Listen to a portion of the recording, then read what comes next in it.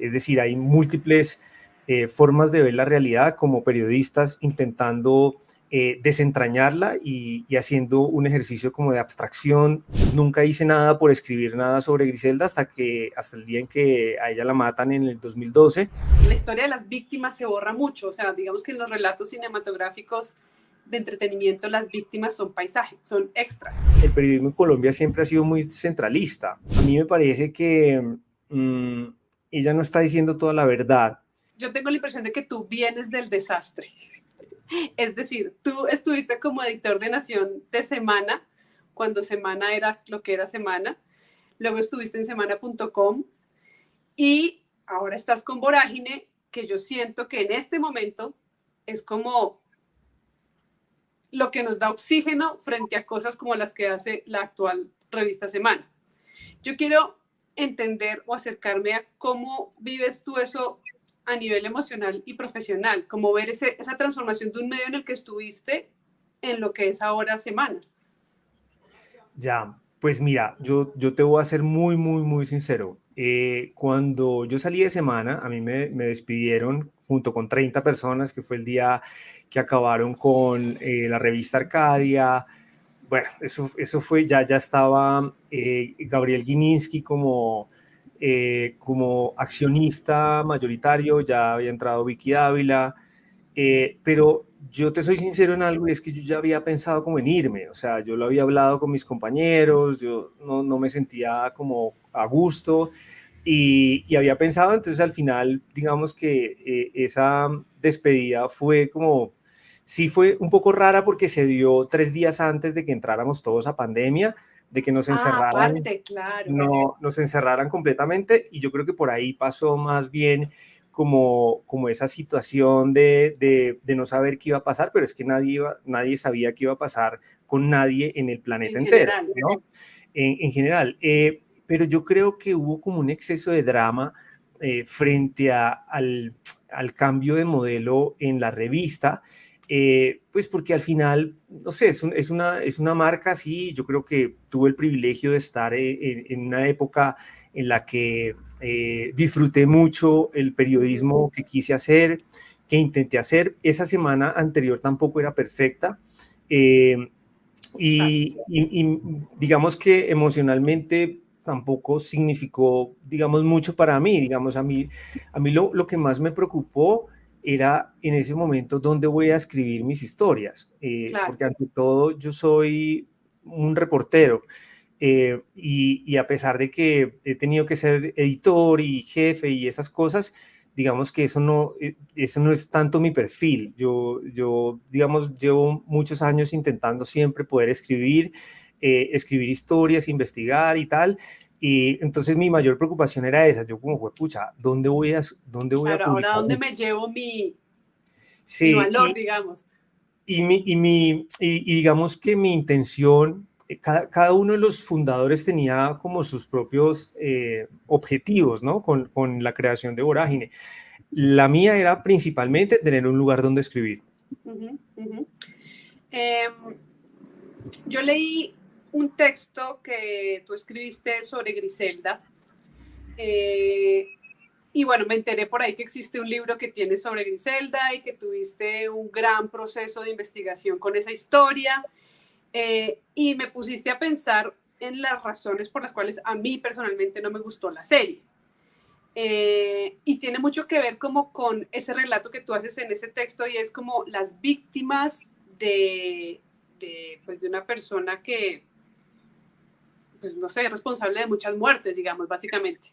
Pero luego llegan las plataformas, llega la ficción, y todas estas historias de nosotros como colombianos pues se transforman en una suerte de héroes, los héroes narcos, digamos. Te quería preguntar, ¿tú cómo ves esa transformación de la realidad cruda colombiana, que tú la has investigado como con mucho juicio, a ficciones que como que le quitan el peso histórico a eso que hemos vivido, y que aparte se nutren mucho justamente del trabajo de periodismo investigativo? Porque es como que el periodismo investigativo hace una súper tarea, los periodistas se juegan la vida por hacer esas súper investigaciones, y luego llegan estas plataformas o estos formatos y como que se quedan le sacan el jugo a esa pulpa, pues, y el resultado trastoca un poco la percepción que tenemos de nuestra realidad. Yo quiero saber tu opinión sobre esos procesos.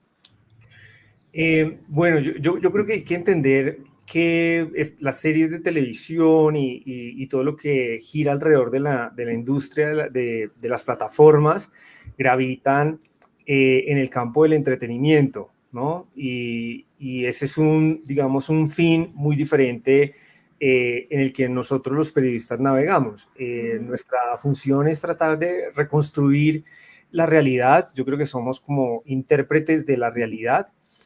Siempre, digo yo, de una manera subjetiva, por supuesto, porque es decir, hay múltiples formas de ver la realidad como periodistas intentando desentrañarla y haciendo un ejercicio como de abstracción y de interpretación de esa realidad. Entonces, el tema de Griselda es que yo llegué ahí como por azar, la verdad, como a ese tema. Yo lo empecé un poco como a investigar más por casualidad. Yo trabajaba en El Colombiano y allá llegó un señor que quería poner una denuncia medio barrial. Nadie le paró bolas y alguien tenía que atenderlo. Entonces yo dije como, bueno, yo fui y lo Está bien. atendí. Sí, sí, yo fui como, bueno, y saqué su denuncia, que era una denuncia de un rector en Barrio Antioquia. Barrio Antioquia es, para las personas que no han vivido en Medellín, es un barrio con muchos problemas sociales. Allá nació Griselda Blanco, es un lugar donde todavía hoy se expende muchísima droga. Entonces ese señor era allá y poco a poco me fui enterando que él había trabajado para el Cartel de Cali y había trabajado también para Griselda Blanco. Yo llevaba varios años haciendo periodismo judicial en Medellín, entonces como que me interesó la historia, me pareció más o menos interesante, pero nunca hice nada por escribir nada sobre Griselda hasta el día en que a ella la matan en el 2012. Y por casualidad termino escribiendo un perfil de ella en El País. Un poco también nació de las conversaciones que yo empecé a tener con esta persona que había trabajado para ellos, y eso llevó a un libro que se publicó en el 2012 y mira, ya vamos en que han pasado un montón de años y en enero de este año publiqué pues otro libro, digamos, mucho más completo con la historia de las víctimas y de un montón de gente que de alguna manera sobrevivió a esa época y que tiene una historia que contar.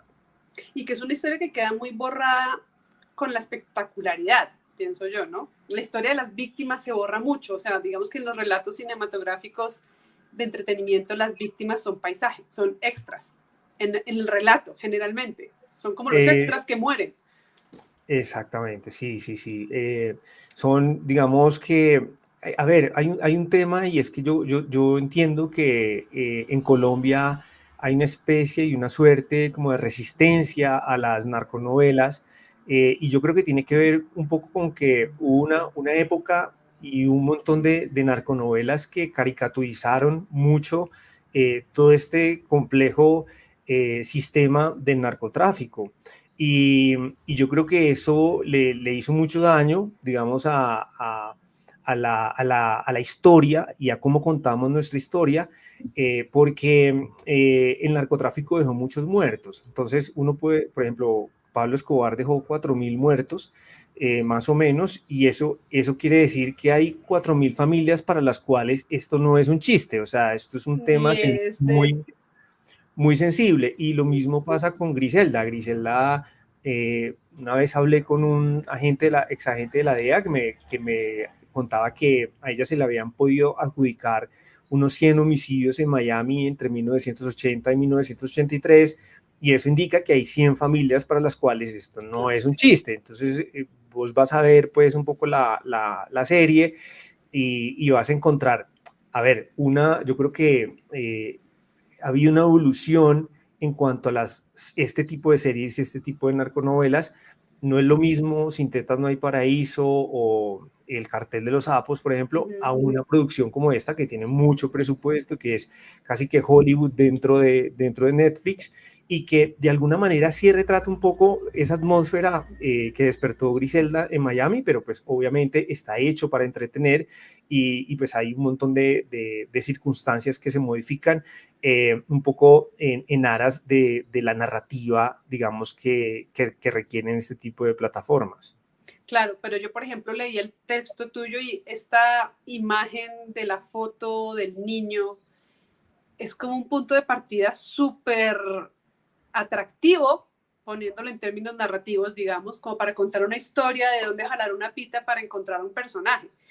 Y hay algo del periodismo investigativo que me parece muy fascinante y es esta recolección de pesquisas, ¿no? Que es un tema también detectivesco, ¿no? Del tema que se te mete entre ceja y ceja y que te persigue y es como yo quiero encontrar, ¿no? Y en ese texto tú hablas de encontrar como el acta de defunción de Griselda, que es como un documento que tenerlo es fascinante, pero al mismo tiempo es nada. Es como, sí, tengo este papel y ¿qué?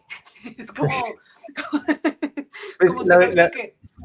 la verdad es que yo hubo un tiempo en que yo no quería saber más de esa historia, o sea, fue como en el 2015, yo dije, ya suficiente con la historia, pero la historia me seguía llamando un poco, y cuando yo publico ese libro en 2012, aparece un personaje, me llama y me dice, mira, yo aparezco en su libro, es verdad todo lo que usted dice, pero también quiero contarle más cosas, y yo como que lo pensé dos veces porque dije, ya el libro está publicado, No ya quiero volver a digamos entrar allá. volver. Sin embargo, fui, hice el ejercicio, estuve varias semanas hablando con él y yo sabía que había una historia que me seguía atrayendo, me seguía interesando. Y bueno, yo creo que ya este libro que publicamos este año, creo que ya es como Como ya, mi aporte sobre el tema. ya, adiós Griselda, lo vas a Sí, dejar ahí. Pero pues bueno, vamos a... digamos que esa es la parte fascinante del trabajo de periodismo investigativo.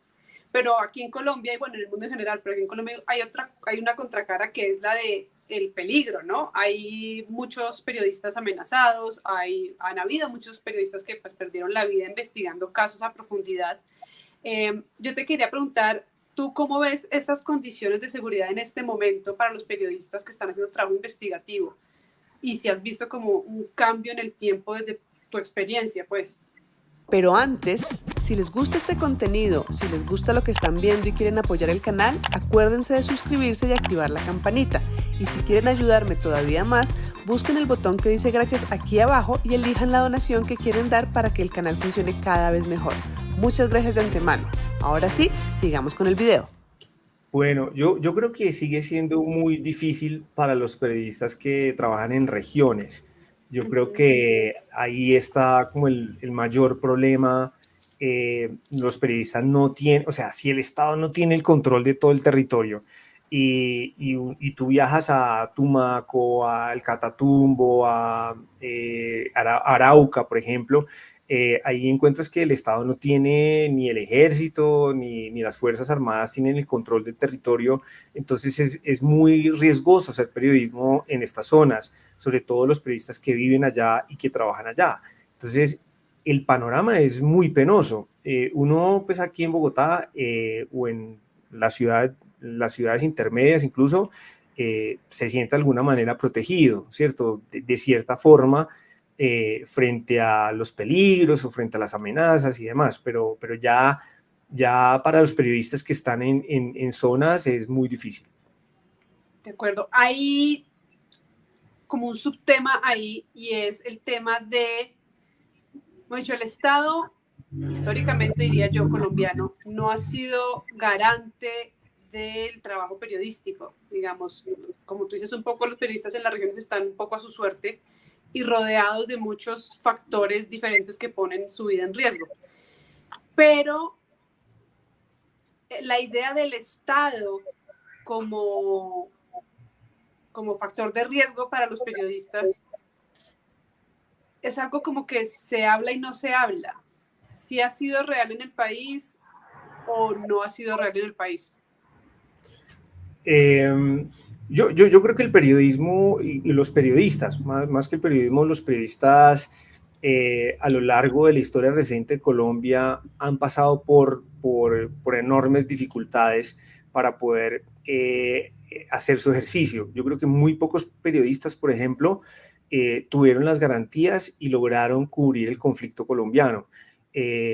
Lo veíamos por televisión y los cubrimientos eran, bueno, más allá del Caguán, de todo lo que tiene que ver con el Caguán, que ya fue todo el mundo, pero en el discurrir del conflicto entre guerrilla, paramilitares y toda esa evolución, no necesariamente estaban los periodistas tratando de entender en terreno lo que pasaba.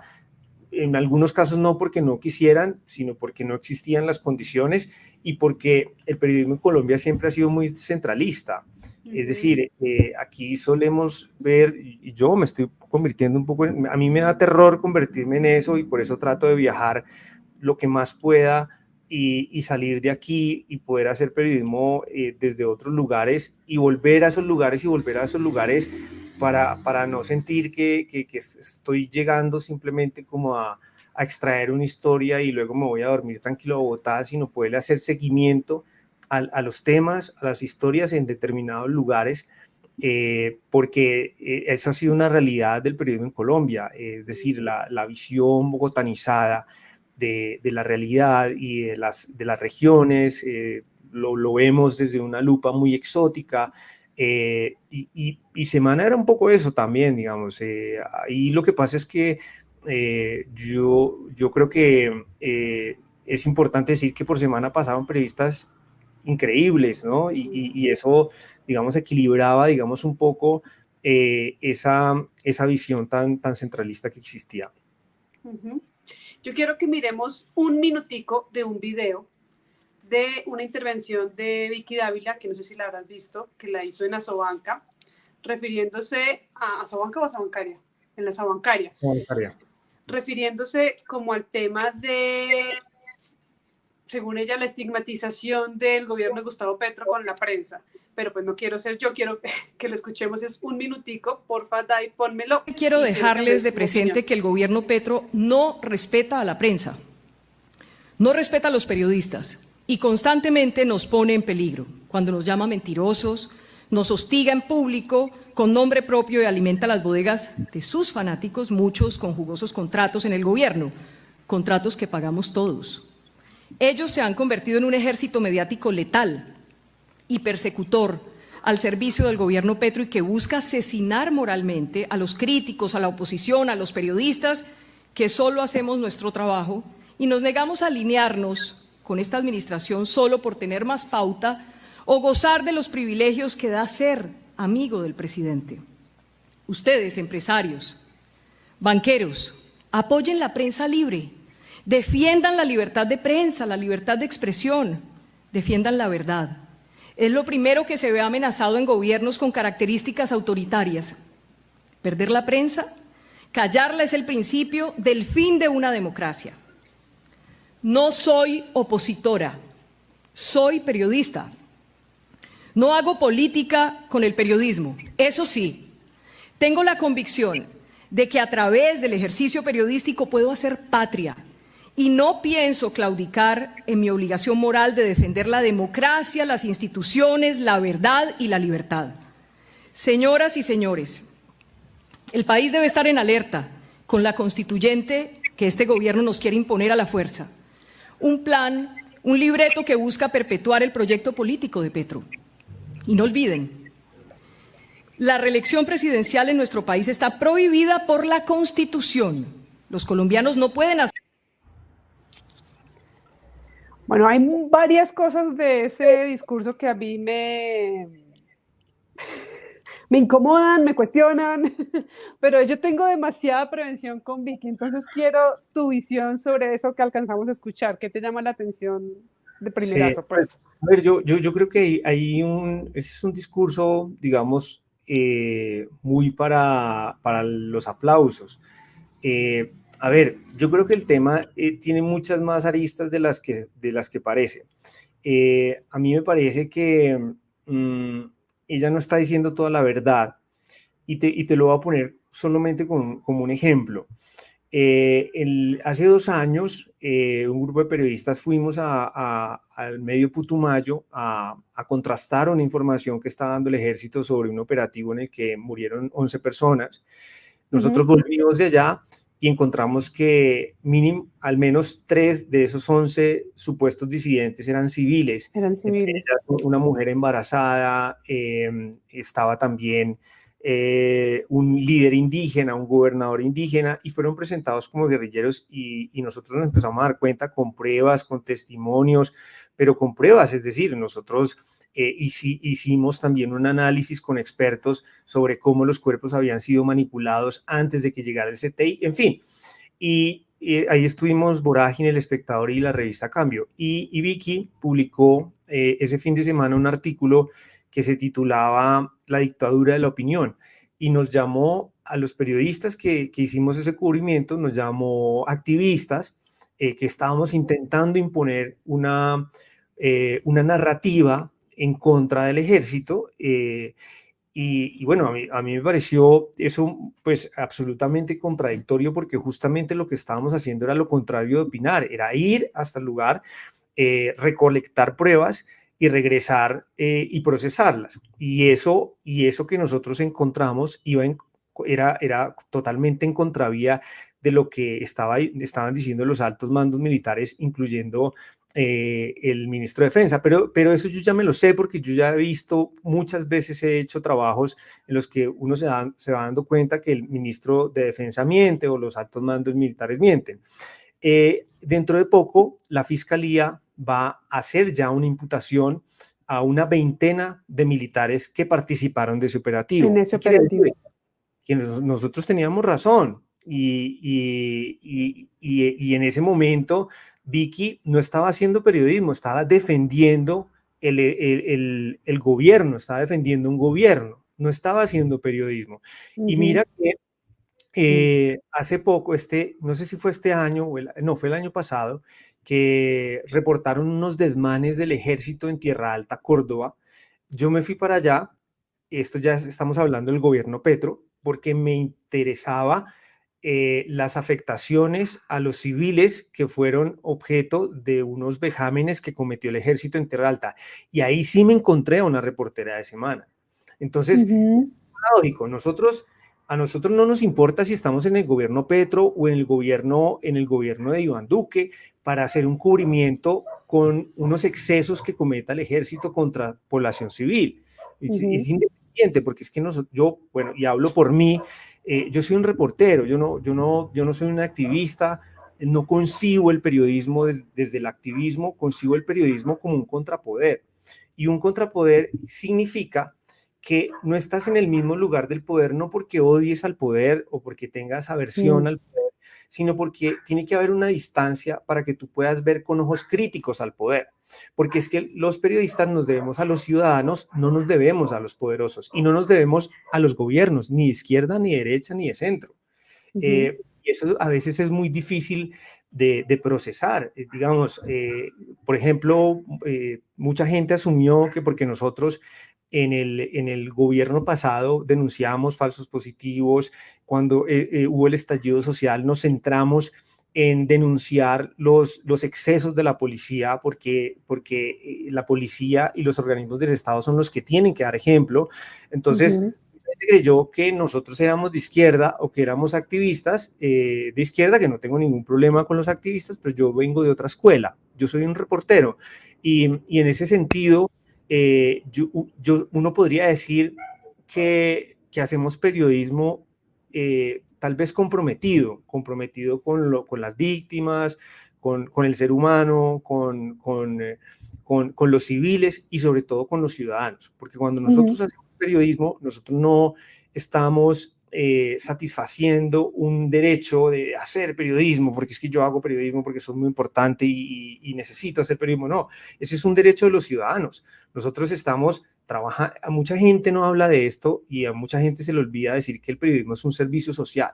Y el periodismo es un servicio social porque está dirigido a los ciudadanos, no a ningún político, no, y bueno, y un poco volviendo al discurso de Vicky, pues ahí hay un entre líneas que no nos está diciendo, ¿no? Y es que es claro, por lo que hemos visto, que pues ella es posible que sea candidata o por lo menos están tanteando el terreno. Que incursione en la política, pues. Sí, y están tanteando el terreno y puede que no lo sea, pero están tanteando el terreno, está hablando como una candidata y además de eso, pues hay una cosa que es absolutamente evidente y tiene que ver con que no sería una candidatura de Vicky, sería una candidatura de Gabriel Gilinski, que es uno de los hombres más ricos de Colombia, que controla muchísimas empresas en Colombia y que ese periodismo está de alguna manera filtrado por esos intereses privados, que es una realidad y yo creo que es inocultable y con esto no estoy criticando a Vicky, estoy poniendo de presente una situación porque es que los lectores no son bobos. Yo creo que lo peor que puede hacer un periodista o un político es creer bobos a los lectores o a los ciudadanos y aquí claramente sabemos que hay detrás de esta postura, digamos, o de esta ambigüedad entre ser periodista y ser candidata y decir que es una periodista y que siempre va a ser periodista, pero sabemos que también están jugando como a dos bandas en ese sentido.